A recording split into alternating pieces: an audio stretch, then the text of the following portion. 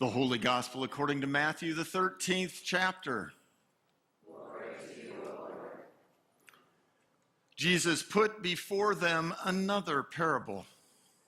The kingdom of heaven is like a mustard seed that someone took and sowed in his field. It is the smallest of all the seeds, but when it has grown, it is the greatest of shrubs and becomes a tree, so that the birds of the air come and make nests in its branches. He told them another parable. The kingdom of heaven is like yeast that a woman took and mixed in with 3 measures of flour until all of it was leavened. The kingdom of heaven is like a treasure hidden in a field, which someone found and hid. Then in his joy he goes and sells all that he has and buys that field. Again, the kingdom of heaven is like a merchant in search of fine pearls. On finding one pearl of great value, he went and sold all that he had and bought it. Again, the kingdom of heaven is like a net that was thrown into the sea and caught fish of every kind. When it was full, they drew it ashore, sat down, and put the good into baskets, but threw out the bad. So it will be at the end of the age. The angels will come out and separate the evil from the righteous and throw them into the furnace of fire, where there will be weeping and gnashing of teeth. Have you understood this? They answered, yes. And he said to them, therefore, every scribe who has been trained for the kingdom of heaven is like the master of a household, who brings out of his treasure what is new and what is old. The gospel of the Lord. Praise to you, O Christ. You may be seated.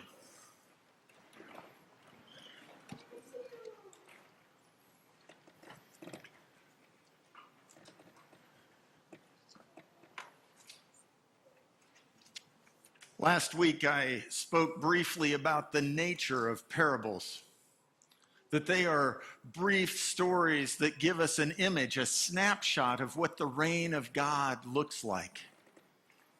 No one parable can give the whole picture. The power of parables is that they do not allow for easy interpretation. Just when one thinks that you have found the interpretation, something else starts to emerge from the story that brings a new and different understanding. And so parables have a tendency to poke at or challenge the beliefs that are too easily arrived at. While during the past 2 weeks, the church has heard parables one at a time, those parables came with allegorical interpretation or explanation. Today, Jesus offers up a smorgasbord of parables. And in that, several of the parables are no more than 2 sentences long.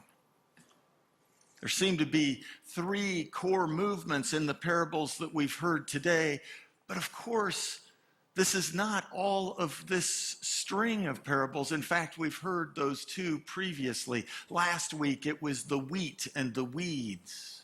And the week before, it was the sower. So if we start at the beginning to take a look at those themes along these lines, here is what we hear. First, the reign of God sows seed liberally, risking growth in places that are too easily presumed to be hopeless. The reign of God also sows good seed, but sometimes amidst that good seed, weeds grow up at the same time. But in that very same reign of God, there is patience that waits for the moment of the harvest, and then sorts things out, the good from the weed. The reign of God seems tiny and inconsequential, like a mustard seed or yeast mixed with 3 measures of flour. And yet, this tiny and inconsequential thing has dramatic effect. The reign of God is so valuable, like treasure that has been found in the field, or a pearl of great value that once it has been found, the one who finds it is willing to let go of everything they have in order to gain it. The reign of God is like a fishing net that catches everything. Fish of every kind. And there is sorting. A reminder to some of us who are so infatuated with God's grace that we forget that there's also judgment at the end of the age.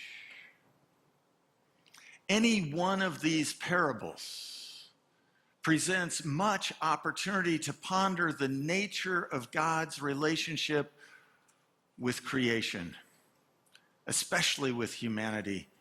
Yet taken together, there is a way in which the magnificence of God's love and care for creation is wide-ranging and powerful, life-changing, universal even. This love that is steadfast and patient goes beyond the boundaries that the faithful tend to draw all too easily. This is part of why Paul's assertions in his letter to the Romans today are so stunning. When we do not even have the words to pray, God's Spirit does that praying on our behalf. And when we become aware of the ways that God is praying on our own behalf, because we can't do it ourselves, then we begin to trust that indeed God cares for the faithful in a way that we can see that God is constantly working for the good, even to the end of justifying and glorifying God's own people. And then, once we start to get a glimpse of that, the question arises, well, if God is for us, then what could possibly be against us? And Paul comes down to that last line. For I am convinced that there is absolutely nothing in all creation that can separate us from the love of God in Christ Jesus. Nothing. God's love is that big. God's love is that powerful.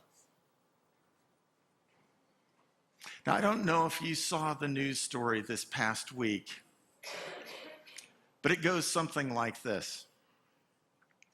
There's a gentleman whose job is to drive truck. And one of his jobs is to go to a bakery.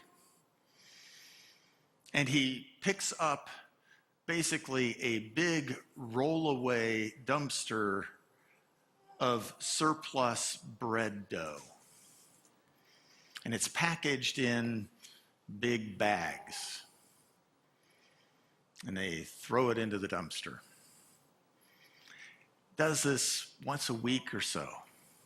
And he takes this unbaked bread dough to another place where they process it into food for animals. Well, this week when he went and picked up his load of bread dough and started to drive. Apparently, the traffic and the heat and the humidity conspired that the bread dough started to rise. And soon, the bags exploded. And even sooner, now I have this image from, I'm a child of the 60s and early 70s, of the Blob. It expanded to the extent that it started to come up and over the back of the dumpster and leap out onto the road, onto the highway. 30 miles of bread dough glopping out onto the highway. And as I was thinking about, here's a picture after they got him stopped. And as I thought about that, I found myself thinking, well, first of all, people who bake know that this isn't terribly surprising. A little bit of yeast can do incredible and amazing things. And in fact, one of the people, as people were expressing surprise in the comments, one of the people said, yeah, well, I've seen a situation where they put the bread dough into a steel container and sealed it and it expanded and it actually started to break the welds. That's how strong it can be at times. Now, I'm not sure that's quite the image that Jesus was trying to evoke as he talked about a little bit of yeast in 3 measures of flour until it's all leavened. And yet, there is a sense that the reign of God is so potent that it can change everything. A tiny amount, well, it's powerful. When God's creation gets caught up in the net of God's love, everything changes. When God's people find themselves open to the space of God's presence and activity, the whole world looks different. To be sure, there is judgment. There's that sorting at the end. But what I want to submit is that if we get stuck focusing on that judgment, on that sorting at the end, we miss the opportunities to see the ways that God is working for good right here and right now. It is quite possible that the ways God is acting appear inconsequential, tiny. And yet it is precisely in those things that are too easily overlooked that God's grace is changing the world for good. To be able to see that, to want to see that, is wisdom. Now, we heard in the first reading that wisdom is the desire to know the difference between, the ability to choose the good, right? That's what Solomon asked for. In our modern times, Diana Butler Bass, an author, defines wisdom as recognizing God's presence and activity, or knowing God. Now, knowing God comes with practice. Knowing God comes from watching for the little things. And at the same time, knowing God frees the faithful to seek the good for the sake of all creation, through faith active in love. today and every day.